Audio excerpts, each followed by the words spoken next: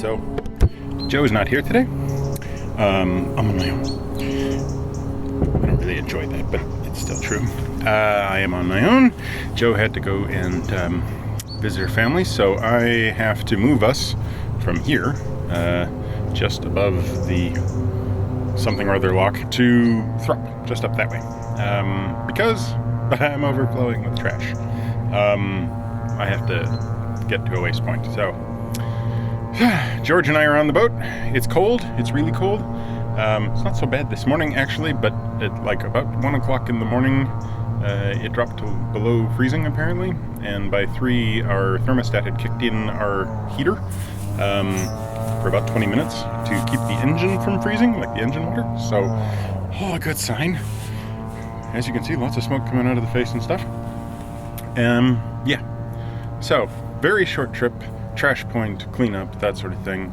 Not much of a movement, but, you know, I'll get the time lapse going anyway. Right.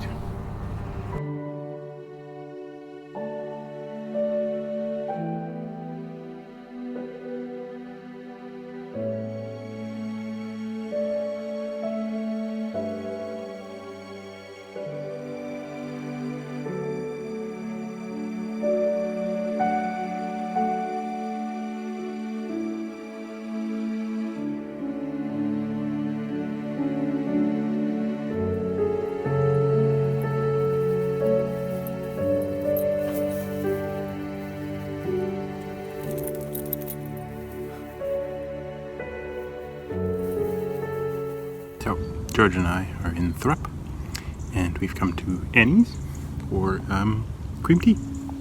This is cream tea. Being an American, cream tea is not something that I'm hugely familiar with, but I'm learning to like it.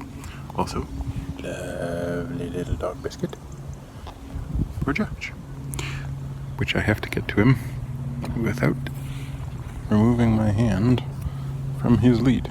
There you go. Oh. It's a good George. You want more, don't you?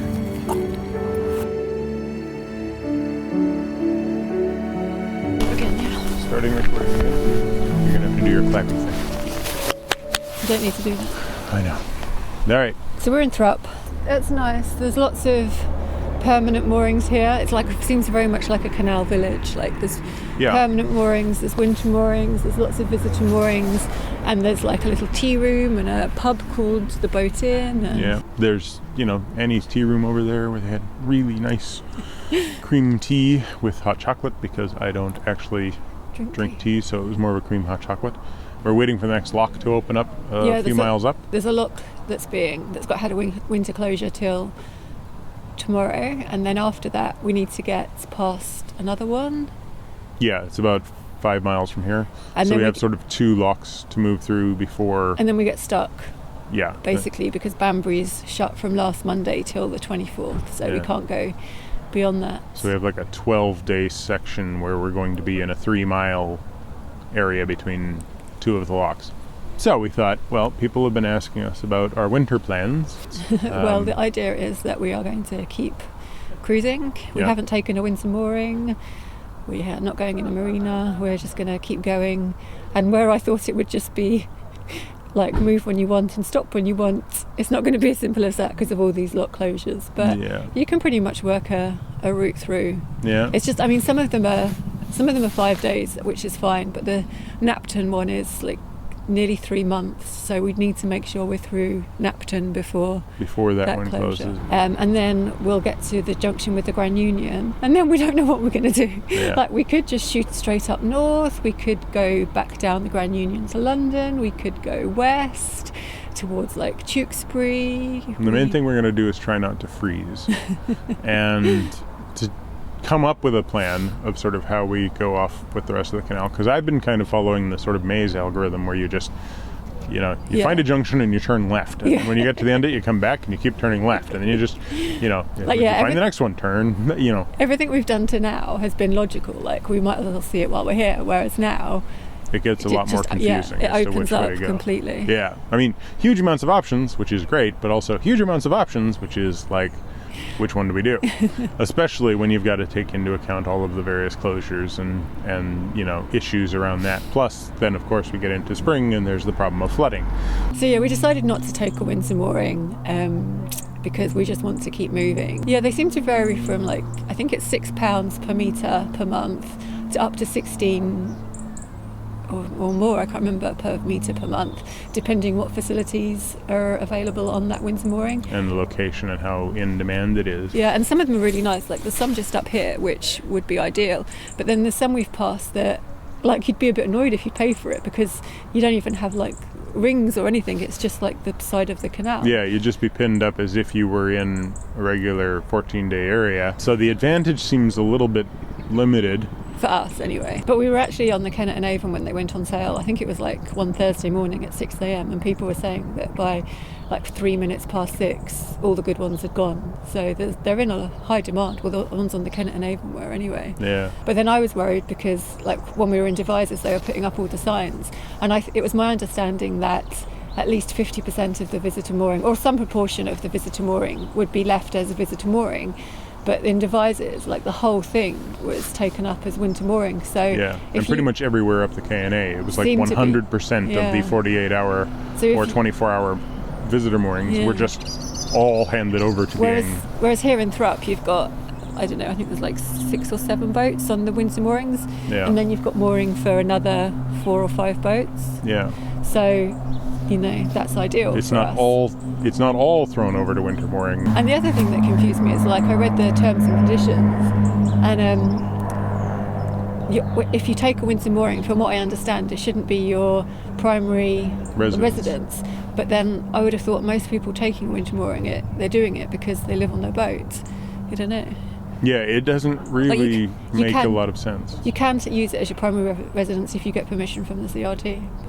So we're not taking winter mooring this year. We might find that by the end of this, we're wow, we really should have done that. Or we might, in January, suddenly start searching for one. Then we wanted to talk about the survey we received from the Canal and River Trust. Yeah, there's lots of discussion. Everyone you meet has got an opinion, either one way or the other. It's quite funny. Yeah, and it's mainly about licensing fees and who should be paying more. And there's a lot of people feeling victimized by the CRT. Yeah. And so that's one thing I want to do when we get to the end of this license, which is at the end of December. You can request your sightings. So basically the CRT have this group of people. What did you call them? Well, they were originally called enforcement officers. I think they're now sort of customer service agents or something. And basically they spot boats in moorings.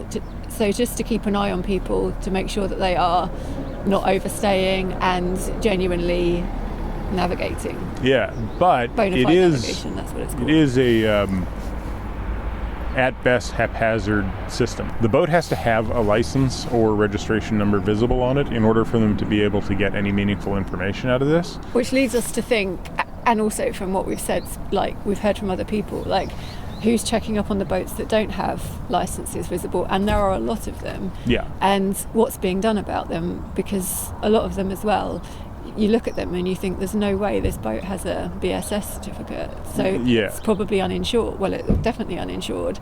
Yeah, and there's boats we've seen that are death traps, literally death trap. I'm not talking about some of the ones that are not well painted and everything. No. We saw one boat that was wrapped in plastic to keep it afloat. So it's kind of what's being done about these boats that aren't licensed and aren't safe. When there appears to be a lot of efforts going into monitor boats that are kind of borderline, staying in the same area, but that effort is really flawed because the sightings. I'm really interested to see what our sightings are. I think it was quite likely that we would have not been spotted because we not been there on the day that they came through. We'd be spotted if we got seen at all. It was while we were in motion. Yeah. And so you don't get written down, which then leads to we met a guy who I mean, admittedly it's his story, but what he told us was that he'd come down from up near Birmingham, traveled down the Oxford, had done at least 80 miles of travel during the year, and then was told that he couldn't re-up for anything but a 6-month provisional license because he'd only been spotted in 2 locations the entire time. Now, they were on 2 different canals, but they were too close together to sort of, convince them, I guess. But yeah, it just will be interesting because we've kept a log. And a long-standing set of videos of everywhere we've been, so it just will be interesting in the 6 months to see where we have actually been recorded. Yeah. I could be wrong, they could have spotted us all the way up and down, but do you remember there was that one woman we met just below Cane Hill Flight, and she called us newbies, which was just okay, whatever, and then she said she'd only been up Cane Hill once and she hadn't never been down to Bristol. So she'd been in this very small 20-mile section for 5 years.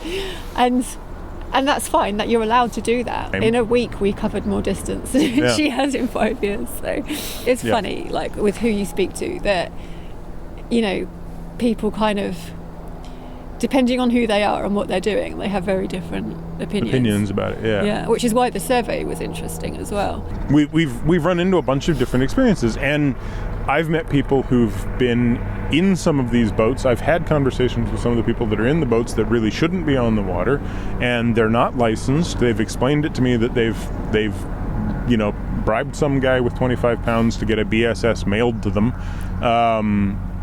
That somehow that works. They don't have an official license. This was on EA waters, not CRT, but they don't have a license. They're just sneaking through the locks in the middle of the night and not being caught. They're not being policed sufficiently. So we're what is being done to?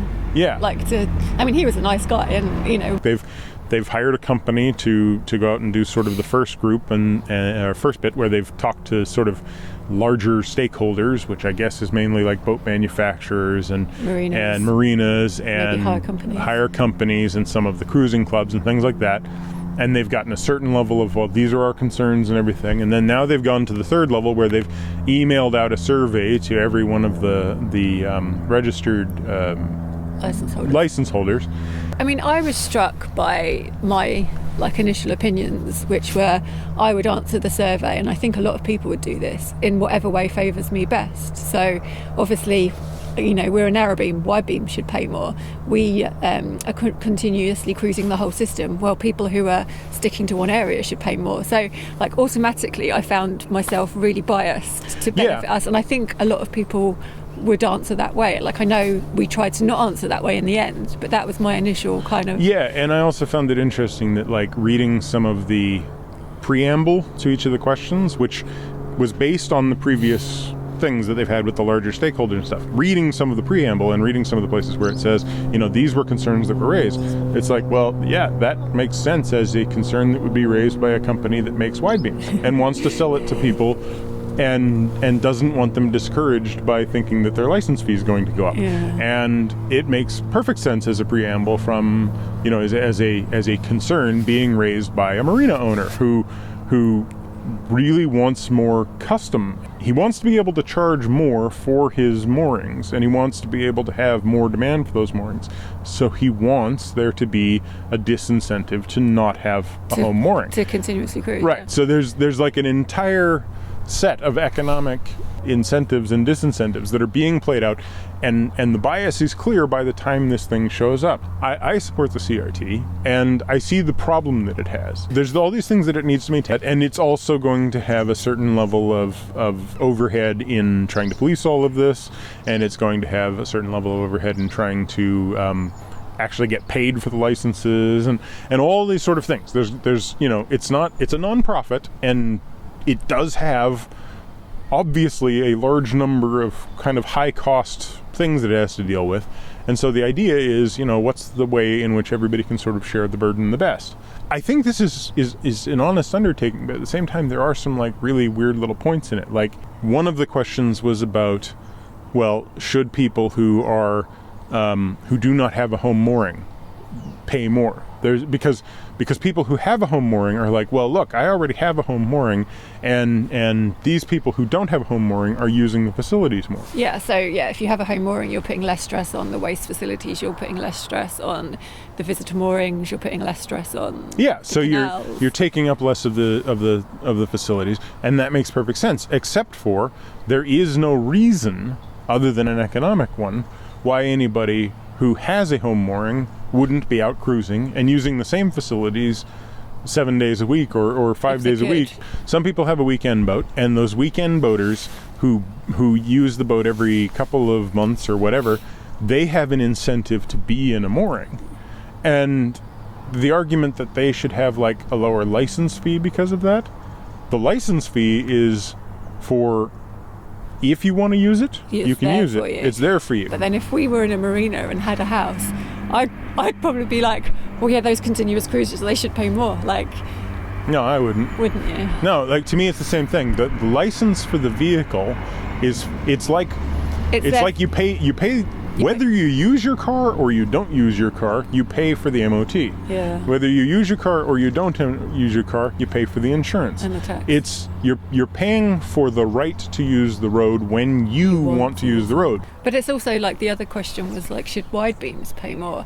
Right. Because currently it's just done on length, isn't it? It's done on right now. It's done on length in bands. So if like a 50-foot wide beam would pay the same amount as a 50-foot narrow beam. Yes, and right now they're asking for sort of which of these 5 different options makes the most sense. One of them is keep the existing system where it's 50 feet and it's divided up into bands, and if you pass into the next band, you pay a considerable chunk more. This is in a lot of ways easier for the CRT to manage, but in a lot of ways dings somebody whose boat is 55 feet instead of 56 feet, or or it'll ding the guy who's 56 instead of 55, or whichever way it is around. The second option is let's just do it based on actual length, but not take into account width. The third option is do area, so you take length times width. Historically, it's been almost exclusively narrowboats. Right, historically, but it's changing. It is changing very rapidly. Wide beams have become more popular. And part of the reason why they're more popular is because they're the same fee as the same length boat. So why would you not? So why not utilize the extra area? If you don't want to go everywhere, if you don't want to go on the Oxford. Right. But if you're double the width, you're doing exactly the same thing as if I bought 2 boats. Yeah. Right? And just strapped them together. Because your waste tank is double the size, potentially your water tank's double the size, and you might think, well, I don't produce any more waste or use any more water, but you could. If you're double the size, you're more likely to have more people on board, you're more likely to have visitors. Yeah. And I mean, there is an argument to say, like, okay, maybe what we should do is the area divided by the number of people. But then you've got this problem of policing the number of people. Just one person living on our boat, honest gov. Yeah, honest gov. Yeah, right. It becomes a real problem. They have double the water capacity. Okay, but that doesn't mean that they're filling up twice as often, because if there's only 2 people on board the wide beam, then they're doing it. They're using the same water, but are they? Because if we had a bigger water tank, we would use more. Yeah, we might take longer showers. I know, and that's where it's a really it's a really interesting problem, and I was just struck by the survey, thinking that I answered the questions the way that would benefit you. Yeah. I mean, I'm glad that they're saying that they're going to do it over a minimum of a 2-year period. That there's going to be sort of anything that has a financial impact will be brought in slowly and in some form of graduated system. They've even asked you whether or not you should graduate it over a couple of years or over even up to 5 years. But there's going to be people that aren't happy with the outcome, no matter what. Yeah. My thing was the fact that there was already a quite strong inherent bias in almost all of the questions, and that bias had been skewed by primarily people with economic interests in rather than individual voters. Yeah. Which I mean I understand, but I also find it a little worrying. The one other thing that they had on there was, should you either increase the license fee for everybody who doesn't have a home mooring, or should you not increase the license fee for everybody who have a home mooring, but have an increased license fee for people who want to stay in a specific area? And this sounds fair. And this is the thing where I had this knee-jerk reaction of yeah, that does sound fair. But that's another example of the inbuilt bias, because what they've actually said there, whether they recognize it or not, is the thing that says everybody who has a home mooring should effectively get a discount, and everybody who doesn't have a home mooring should pay extra to subsidize. That's not going to fly with the people who don't have home moorings. It's going to get a lot of pushback. Then there's just do nothing. That's going to have a lot of pushback, because if you're out there and you're seeing how busy things are, there are places in which it would be really good if more people moved along. We want to encourage the movement along thing. But then there's this one that sounds the most reasonable off the bat, which is have a more expensive license that people can apply for or somehow receive. That And allows them this to- more expensive license allows them to stay in a limited area, but they have to satisfy the continuous cruising requirement. They have to move on every 2 weeks, and they have to still be bona fide navigation. But how's that any different to what it's now? I know, because that's the thing that's the problem. Your argument the entire time is you're not bona fide navigating because you're not moving some undefined distance, because we won't go to the courts and get the distance defined. We're just saying, you're not bona fide navigating because you're not moving as far as we want you to move, but we don't have a way of saying this is how far you've got to move. So now we'll say, we'll let you stay in a limited area, And we're gonna but we're charge- not legally allowed to do this. We don't have any justification But we're going for to this, charge you more for it. But we're going to charge you more for it. It's like we're saying it in such a way that it sounds reasonable, but we have this problem of it's not really reasonable.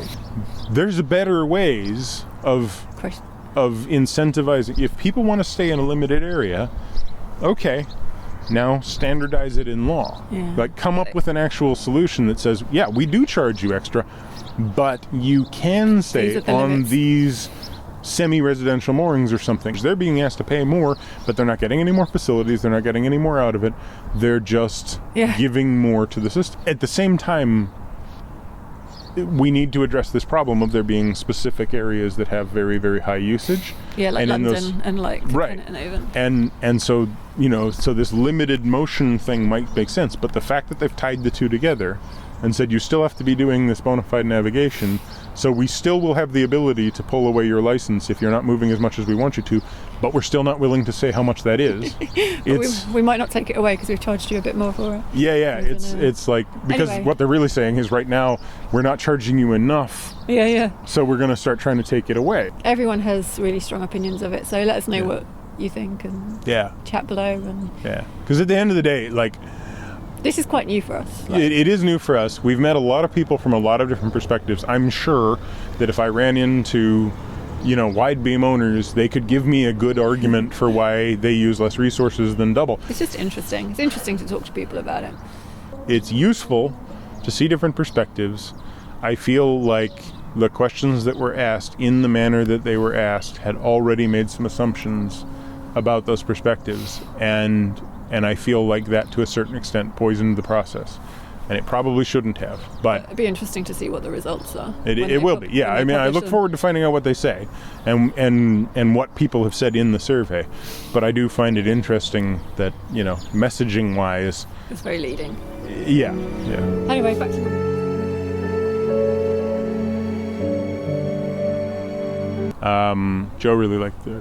George really liked the dog biscuit.